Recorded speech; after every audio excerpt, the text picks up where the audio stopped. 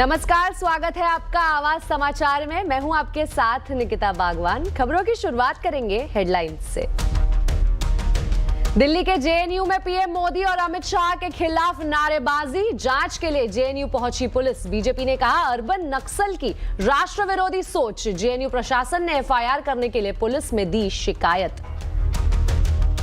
UP में SIR के बाद 12 करोड़ 55 लाख मतदाता। वोटर लिस्ट से करीब 3 करोड़ नाम कटे। 6 फरवरी तक लोग दर्ज करा सकते हैं आपत्ति। फाइनल मतदाता सूची 6 मार्च को होगी जारी। दिल्ली एनसीआर में वायु प्रदूषण से जुड़े मामले में सुप्रीम कोर्ट की सख्त टिप्पणी। कहा हर बार पराली पर ठिकरा फोड़ना सही नहीं। प्रदूषण के कारणों की पहचान कर समाधान बताने को कहा। इंदौर में दूषित पानी से मौत के मामले में हाईकोर्ट के अफसरों को फटकार। मुख्य सचिव को 15 जनवरी को पेश होने का आदेश। गुजरात के गांधीनगर में टाइफाइड की वजह से 152 बच्चे पड़े बीमार। बेंगलुरु के लिंगराजपुरम में भी सीवेज का पानी पीने को मजबूर हुए लोग।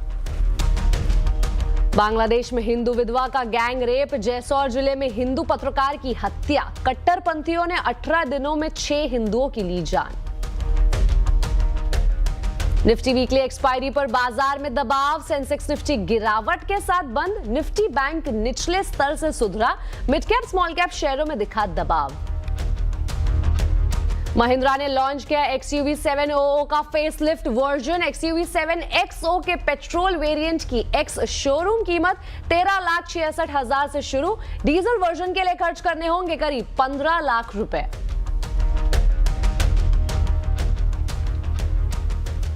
जेएनयू कैंपस एक बार फिर से विवादित नारों को लेकर चर्चे में है। जी हां, कैंपस में प्रधानमंत्री मोदी और गृह मंत्री अमित शाह के खिलाफ विवादित नारे लगाए गए हैं। लेफ्ट छात्रों पर नारेबाजी के आरोप है। खबर है कि उमर खालिद और शर्जिल इमाम की रिहाई की मांग को लेकर यह नारेबाजी की गई थी। उमर खालिद और शर्जिल इमाम को कल सुप्रीम कोर्ट ने बेल नहीं दी और इसके बाद लेफ्ट के छात्रों ने यह जुलूस निकाला था। जवाहरलाल नेहरू विश्वविद्यालय के प्रशासन की तरफ से पुलिस में एफआईआर करने का शिकायत भी दी गई है। सहयोगी रचना बता रही है आखिर जेएनयू में प्रदर्शन के दौरान क्या कुछ हुआ था।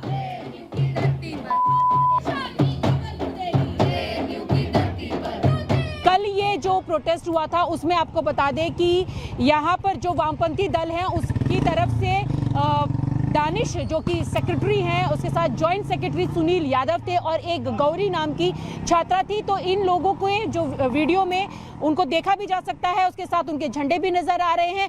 और एबीवीपी के स्टूडेंट भी हैं हमारे साथ। गौरव जो कि कार्यकर्ता है, उनसे भी बात करेंगे। गौरव, किस तरीके से इसकी शुरुआत हुई और अब आगे क्या होने वाला है?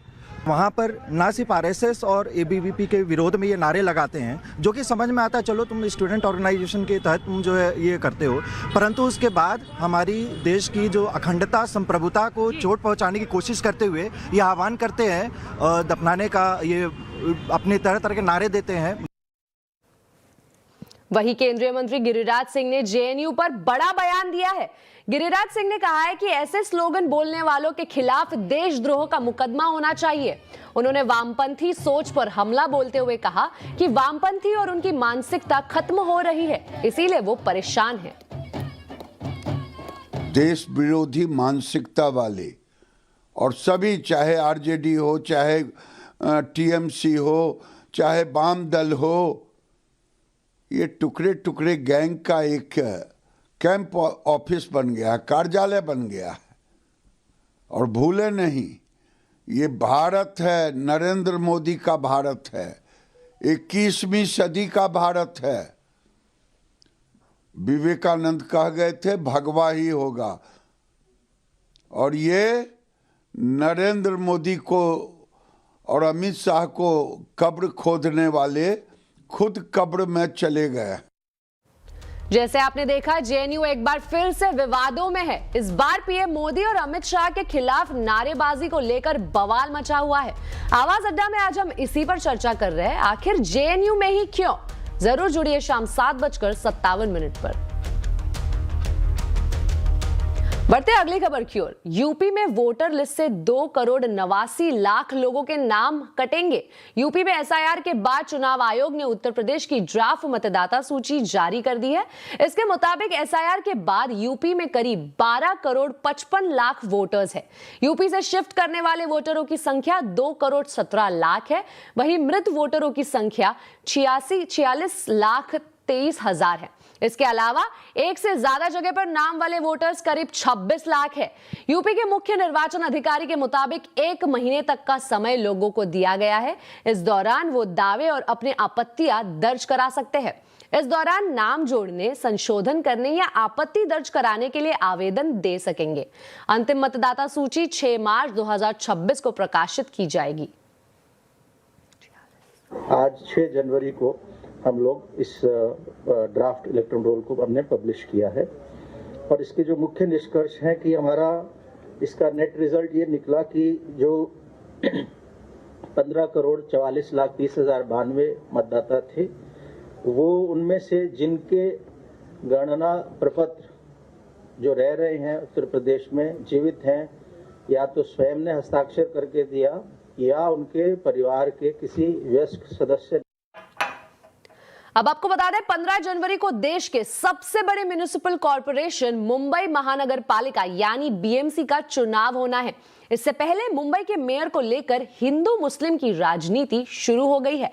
महाराष्ट्र के मुख्यमंत्री देवेंद्र फडणवीस ने एक रैली में कहा कि मुंबई का मेयर हिंदू और मराठी मानुस होगा, जिसके बाद एआईएमआईएम नेता वारिस पठान ने यह कहकर फडणवीस पर हमला बोला कि आई लव मोहम्मद बोलने वाला मुंबई का मेयर क्यों नहीं हो सकता। वारिस पठान ने दावा किया है कि मुंबई का मेयर बुर्का पहनने वाली होगी। वेगवेगळे मुद्दे यायला लागले, मग मुंबईचा महापौर कोण होणार? मुंबईचा महापौर महायुतीचाच होणार, मुंबईचा महापौर हिंदूच होणार आणि मुंबईचा महापौर मराठीच होणार। वारिस पठान की मुंह में जुबान नहीं है, मैं तो संविधान की बात कर रहा हूँ। अगर वो बन सकता है तो आई लव मोहम्मद सल्लल्लाहु अलैहि वसल्लम वाला क्यों नहीं बन सकता? खान, पठान, शेख, सैयद, कुरैशी, अंसारी क्यों नहीं बन सकता? और बिल्कुल एक दिन हमारी हिजाब पहनने वाली मुसलमान बहन भी मेयर बन सकती। इधर कांग्रेस नेता पृथ्वीराज चौहान ने एक बार फिर विवादित बयान दिया है। उन्होंने कहा कि अमेरिका ने भारत के खिलाफ व्यापार करीब करीब खत्म कर दिया है। अब ट्रंप को टैरिफ लगाने से कोई फर्क नहीं पड़ेगा। हाँ, ट्रंप भारत में वेनेजुएला जैसा घटना करे और हमारे प्रधानमंत्री का अपहरण करे, अब यही बचा है। सिर्फ टैरिफ से कोई फर्क पड़ने वाला नहीं है, और 50% लगा दे। व्यापार तो पहले से बंद है, निर्यात तो हो नहीं रहा है, हो ही नहीं सकता। तो अब सवाल ये कि क्या जो वेनेजुएला में हुआ इस तरह से कुछ होगा क्या भारत में? हमारे प्रधानमंत्री को किडनैप करके ट्रंप साहब ले जाएंगे क्या? अब वही बात बची है बस। बढ़ते अगली खबर की ओर। बांग्लादेश में हिंदुओं के खिलाफ अत्याचार थमने का नाम नहीं ले रहा। बांग्लादेश में हिंदुओं को बार बार टारगेट किया जा रहा है। पिछले 24 घंटे में बांग्लादेश में 2 हिंदुओं का मर्डर हो गया है। सवाल उठाए जा रहे हैं कि क्यों बांग्लादेश में ही हिंदुओं को चुन चुनकर मारा जा रहा है।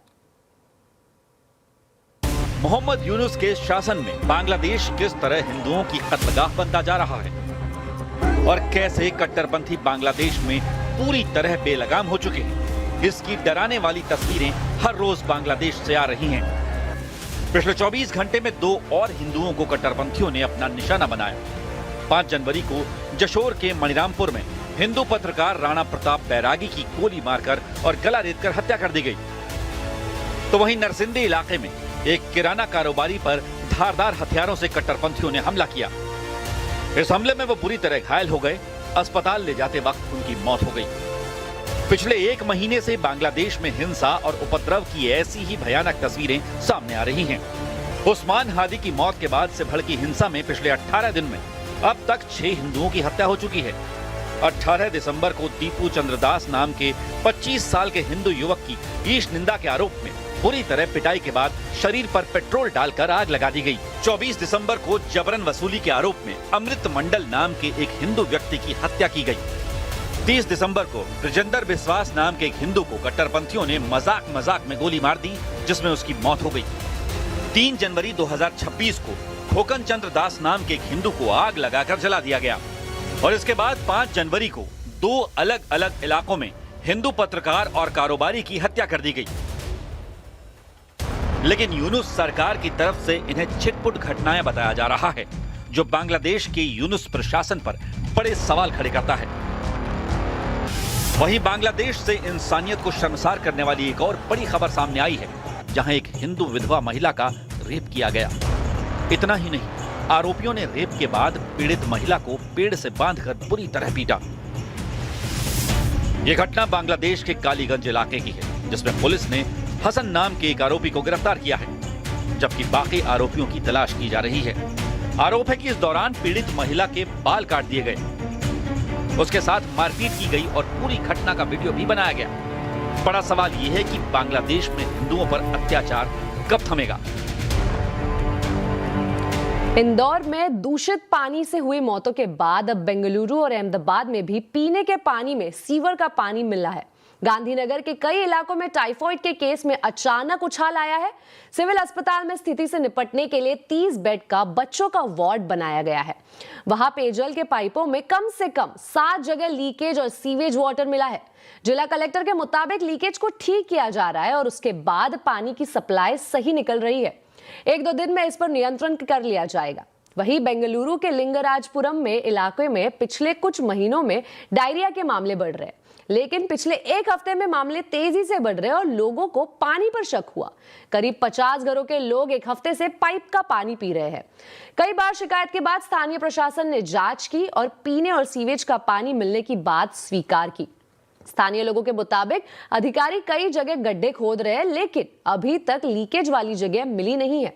इंदौर के भागीरथपुरा में दूषित पानी से मौत के मामले में हाईकोर्ट ने अफसरों को फटकार लगाई है और कहा है कि इस घटना से शहर की छवि को नुकसान हुआ है।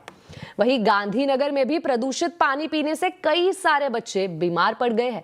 गांधीनगर सिविल हॉस्पिटल सुपरिटेंडेंट ने इस पर आज कुछ कहने से इनकार कर दिया है, लेकिन हमारे संवाददाता केतन जोशी ने बच्चे जहां एडमिट है उस वार्ड में जाकर स्थिति का जायजा लिया। इस वक्त मैं गांधीनगर के सिविल हॉस्पिटल में मौजूद हूं और इस वार्ड में कई सारे बच्चे हैं जो कि कहा जा रहा है कि प्रदूषित पानी पीने से यहां उनकी हालत है वो बिगड़ गई है। कुल 3 दिन में 150 से अधिक बच्चे यहां दाखिल हुए थे, लेकिन प्रशासन का कहना है कि सिर्फ 28 मरीज अभी यहां पर है। लेकिन जो हमने देखा कि कई सारे और बच्चे भी यहां पर आ रहे हैं और बताया जा रहा है कि 2 बच्चों की संदिग्ध मौत हो गई है, लेकिन प्रशासन ने इसकी पुष्टि नहीं की है।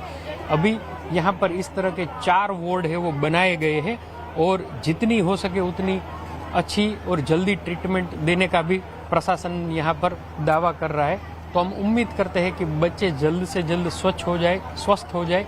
साथ ही साथ जो पीने के पानी की लाइन है उनको भी प्रशासन है वो जल्दी से जल्दी चेंज करे, ताकि ये जो आंकड़ा संदिग्ध मौत का आंकड़ा है वो भी आगे न बढ़े और बच्चे है वो शीघ्र अतिशीघ्र अपने घर जाकर स्वस्थ रहे। केतन जोशी, गांधीनगर। अगली खबर में बात करेंगे पटना की। अब पटना की सड़कों पर पान, गुटखा या तंबाकू खाकर इधर उधर थूकना आपको भारी पड़ सकता है। जी हां, पटना में अब ऐसा करना न सिर्फ आपकी जेब ढीली करेगा, बल्कि आपकी सार्वजनिक बदनामी भी होगी। पटना नगर निगम ने शहर को साफ सुंदर बनाने के लिए बड़ा और सख्त फैसला लिया है। अब खुले में थूकते हुए पकड़े जाने पर आपको 500 का जुर्माना देना पड़ेगा। पटना से पूरी डिटेल्स बता रहे संवाददाता रवि नारायण।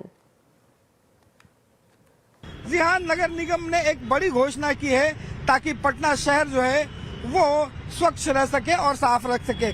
इसमें पटना नगर निगम ने बताया है कि अगर कोई भी सार्वजनिक स्थलों पे थूकते हुए पाया जाएगा तो उसे नगर शत्रु बताया जाएगा, उससे 500 रुपया जुर्माना लगाया जाएगा। और वो जो तस्वीर आप होर्डिंग देख रहे हैं नगर निगम का, वो जो हर एक चौराहे पर जो लगा हुआ है, वहाँ पे उसकी तस्वीर जो है वो ऐसे करके दिखाई जाएगी, ताकि पूरे शहर को पता चले कि शहर को गंदा करने वाला जो व्यक्ति है वो यही है और इसे नगर शत्रु का नाम दिया गया है। सर, बहुत ही अच्छा कदम हुआ है जो नगर निगम द्वारा उठाया गया है और हम लोग का भी रिक्वेस्ट है बाकी पटना के सारे वासियों से कि आप स्वच्छता अपने इलाकों में बनाए रखें। कभी भी हम लोग इधर कभी आते थे तो देखते थे कि वाकई बहुत ही गंदा दिखने में लगता था।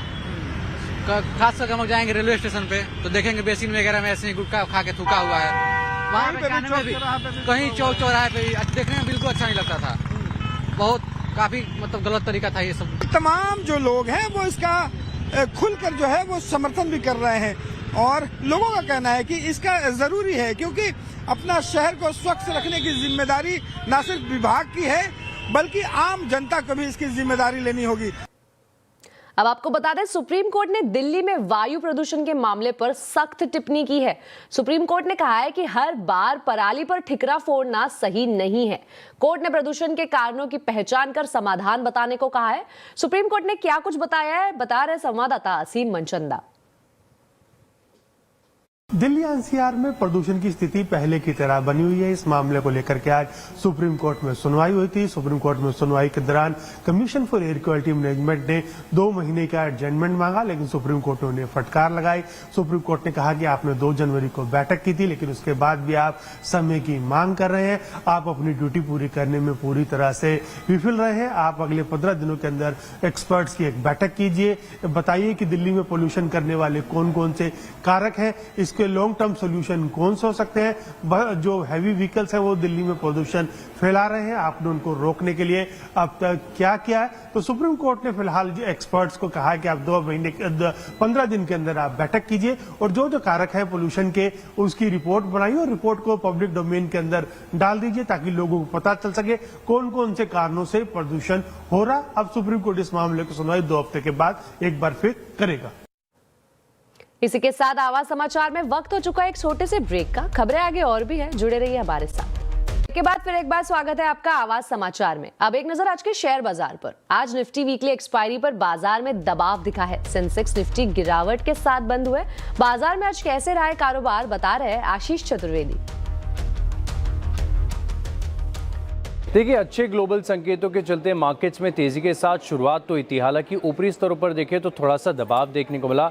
खास बात यह भी है कि आज निफ्टी के कॉन्ट्रैक्ट्स की वीकली एक्सपायरी, ऐसे में आमतौर पर थोड़ा सा उतार चढ़ाव मार्केट में रहता ही है, लेकिन बहुत सारे स्टॉक्स हैं जो अपने ऑपरेशनल नंबर्स पर रिएक्ट कर रहे हैं। ज़्यादातर बैंक्स के नंबर्स आ चुके हैं और कंज्यूमर सेंट्रिक कंपनीज़ की तरफ से भी देखें तो आंकड़े अच्छी देखने को मिले। लेकिन आज का मार्केट आप देखें तो ऑफ हाइस के एक्शन वाला था और इनमें से सबसे ज़्यादा देखिए एक्शन आपको नजर आया ट्रेंड में, जहाँ पर दिन के दौरान ऑलमोस्ट आप ये समझ लीजिए कि 10% की गिरावट नजर आई।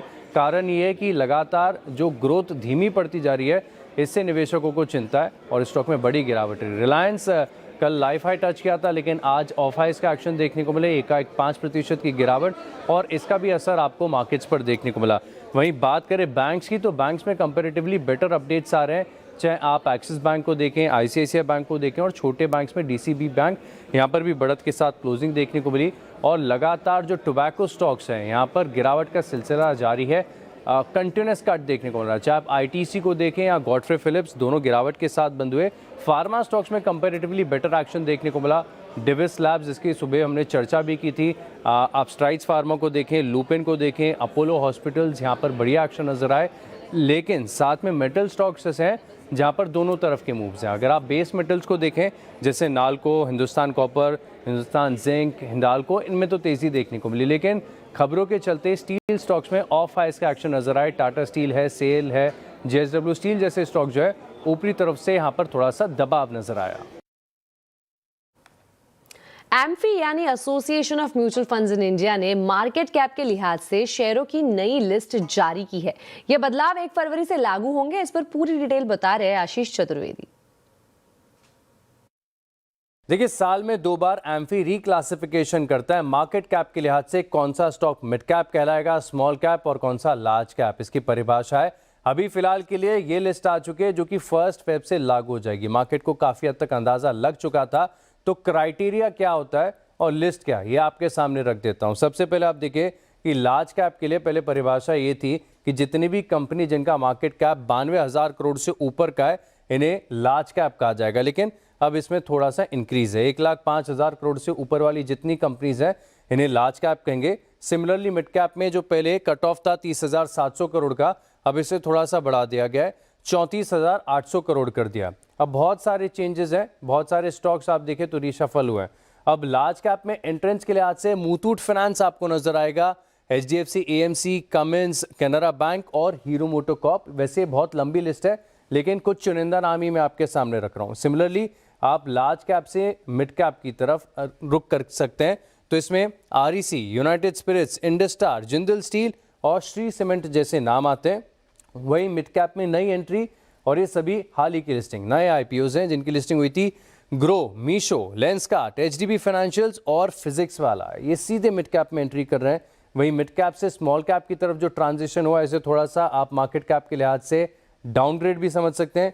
सोना BLW है, Gujarat gas, LIC housing finance, वहीं स्मॉल कैप से मिड कैप की ओर, यानी अब मिड कैप के जो फंड मैनेजर्स हैं यहाँ पर खरीदारी कर सकते हैं। एंड्योरेंस टेक्नोलॉजीज, पूनावाला फिनकॉर्प और अपार इंडस्ट्रीज जैसे स्टॉक्स, यानी बहुत ढेर सारे बदलाव है। कुछ चुनिंदा आपके सामने। बढ़ते अगली खबर की ओर। महिंद्रा एंड महिंद्रा ने अपनी लोकप्रिय SUV XUV 700 का फेसलिफ्ट वर्जन लॉन्च किया है। XUV 7XO के पेट्रोल वर्जन की एक्स शोरूम कीमत 13,66,000 रुपए से शुरू होगी।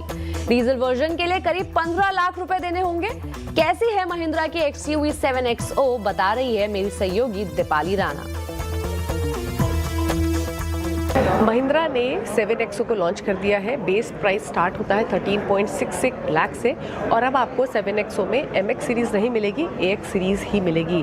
इसका जो लुक एंड फील है वो एग्जिस्टिंग 700 जैसा ही है। हालांकि एक्सटीरियर डिज़ाइन में ट्विकिंग की गई है, लेकिन ज़्यादा बदलाव इसके टेक और इसके इंटीरियर्स में किए गए हैं। पहले वाला ही प्लेटफॉर्म पर ये बेस्ड है, और साथ ही आपको पहले जैसे ही इंजन ऑप्शन मिलते हैं। लेकिन एक्सटीरियर में क्या बदला है वो बताते हैं। एक्सटीरियर में आपको रीडिज़ाइन ग्रिल मिलती है, वर्टिकल स्लैट्स मिलते हैं और ट्विन पीक लोगो मिल रहा है।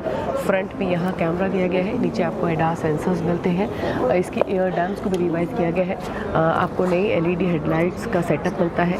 DRLs को स्लीक किया गया है। अलॉय व्हील्स की डिज़ाइन को भी चेंज किया गया है और साइज़ भी 19 इंच का है। गाड़ी के अंदर ज़्यादा बदलाव किए गए हैं इसके लुक, फील और प्रीमियम फीचर्स में। अब आपको बेस वेरिएंट से ही ये बड़ी स्क्रीन मिलती है जिसका साइज़ है 31.24 सेंटीमीटर का। एलेक्सा विद चैट GPT को इंटीग्रेट इसमें किया गया है। डॉल्बी एटमॉस है। 16 स्पीकर सिस्टम आपको मिल रहा है।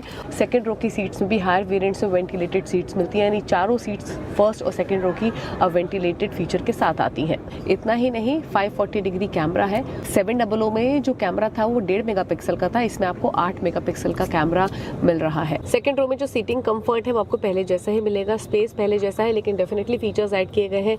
यहाँ आपको को ड्राइवर सीट पर ही बटन्स मिलते हैं जिसके थ्रू आप अगली सीट को आगे पीछे कर सकते हैं, इंक्लाइन और डिक्लाइन भी कर सकते हैं।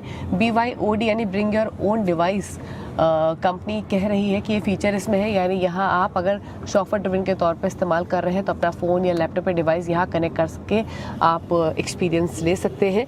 इसके अलावा आपको सेपरेट AC इवेंट्स मिलते हैं। ये मैनुअल सन ब्लाइंड्स आपको मिल रही हैं। पावर ट्रेन चॉइसेस पहले जैसे ही आपको मिलती हैं पेट्रोल और डीजल में।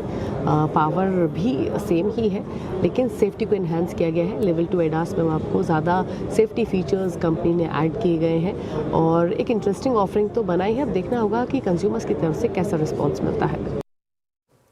अहमदाबाद में 2030 में कॉमनवेल्थ गेम्स होने वाले हैं। इसकी वजह से रियल एस्टेट सेक्टर का दायरा बढ़ रहा है। शहर में अभी से नए 5 स्टार होटल का निर्माण और ऐलान शुरू हो चुका है। देखिए ये रिपोर्ट।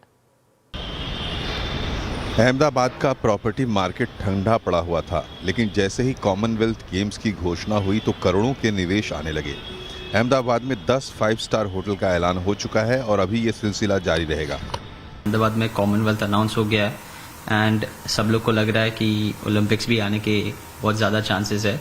तो विद दैट इंफ्रास्ट्रक्चर को बहुत बड़ा पुश मिला है in this city and us as a group हम लोग ने ऑलरेडी एक होटल प्रोजेक्ट लॉन्च कर लिया है which is in billionaire street. वहाँ पर we have already tied up एक इंटरनेशनल ब्रांड के साथ एक लग्जरी 5 स्टार होटल के लिए with more than 200 rooms. Ahmedabad में करीब 2500 करोड़ के निवेश से 2000 कमरों के साथ 10 लग्जरी होटल बनेंगे। 2028 में बुलेट ट्रेन और 2030 में कॉमनवेल्थ और उससे पहले कई अंतर्राष्ट्रीय समारोहों की मेजबानी अहमदाबाद करने वाला है। क्रेडाई गुजरात का कहना है कि इसको बड़ा अवसर मानकर होटल इंडस्ट्री पर तुरंत पॉलिसी की घोषणा करनी चाहिए। अहमदाबाद के अंदर जो कॉमनवेल्थ आ रहा है वो प्राउड का मूवमेंट है, इसलिए रिवर फ्रंट से लेके पूरे सराउंड्स ऑफ अहमदाबाद में अच्छे अच्छे लोकेशन पे अपने होटल्स आ रहे हैं और अच्छा है। लेकिन हमारी एक एज क्रेडाई गुजरात हमारी रिक्वेस्ट यही है और सरकार बहुत पॉजिटिव है और होटल पॉलिसी के ऊपर काम कर रही है और हमें होप है कि टिल मार्च अप्रैल तक एक अच्छी होटल पॉलिसी भी आएगी जिससे होटल इंडस्ट्री को काफ़ी अच्छा बूस्ट मिलेगा। गुजरात औद्योगिक रूप से भी आगे बढ़ रहा है, तब लग्जरी होटल की डिमांड आगे और भी बढ़ने वाली है। कॉमनवेल्थ अहमदाबाद के लिए अवसर है। ऐसे में अगर अच्छी पॉलिसी आती है तो न केवल हजारों करोड़ का नया निवेश आएगा, लेकिन रोजगार के भी कई सारे मौके पैदा हो सकते हैं। चेतन जोशी, अहमदाबाद। इसी के साथ आवाज समाचार में अभी के लिए इतना ही। आप देखते रहे CNBC आवाज और अपडेटेड रहे खबरों पर हमारे सोशल मीडिया हैंडल्स के जरिए। नमस्कार।